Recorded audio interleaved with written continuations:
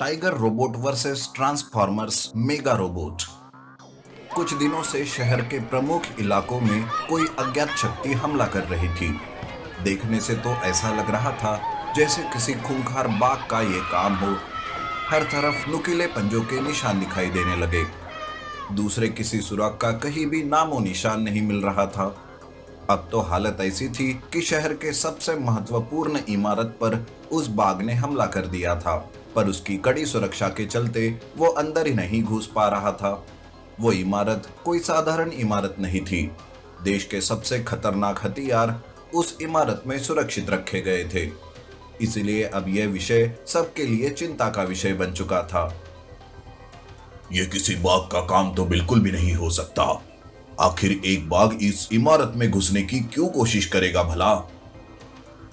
इतने कड़ी सुरक्षा के बावजूद भी ना जाने कैसे उस वक्त के सीसीटीवी फुटेज में दिखाई नहीं दे रहे, जैसे किसी ने ठीक उसी वक्त सारे सीसीटीवी कैमरास बंद कर दिए हो।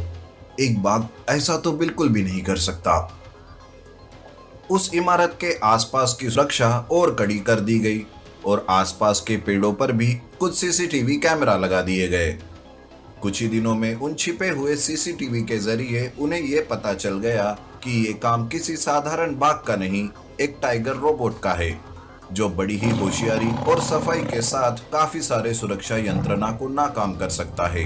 पर अभी भी कुछ सुरक्षा यंत्रणा टाइगर रोबोट नाकाम नहीं कर पा रहा था, पर फिर भी उसकी लगातार कोशिशें जारी थी। ये टाइगर रोबोट कुछ जाना पहचाना सा लगता है। मैंने इसे कहीं तो देखा है।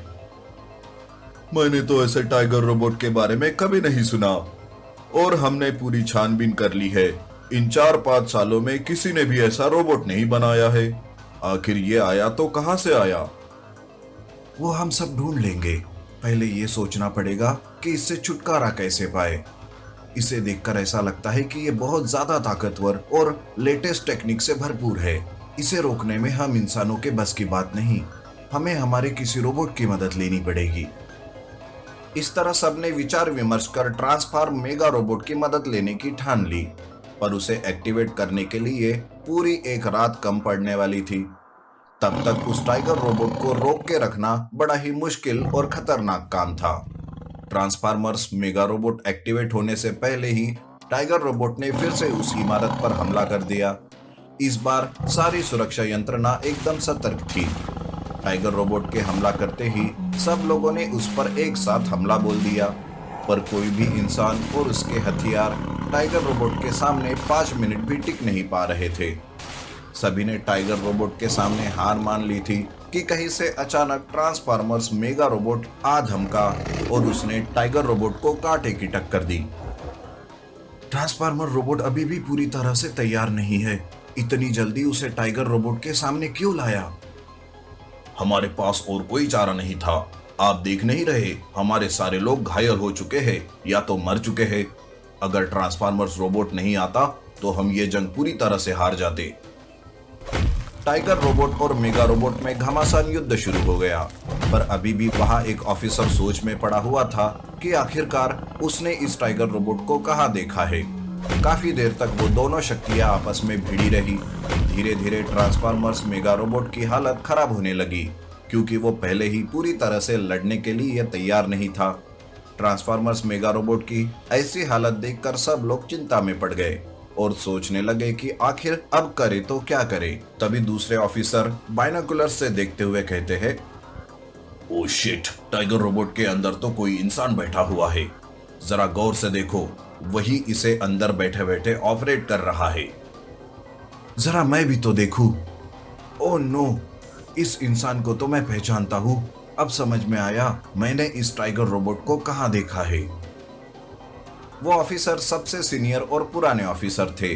वो बाकी लोगों को बताते हैं कि यह टाइगर रोबोट बहुत साल पहले उन्हीं की सुरक्षा यंत्रणा का एक हिस्सा था, पर किसी लड़ाई में वो शहीद हो चुका था और उसके साथ उसे ऑपरेट करने वाला वो साइंटिस्ट भी मारा गया था।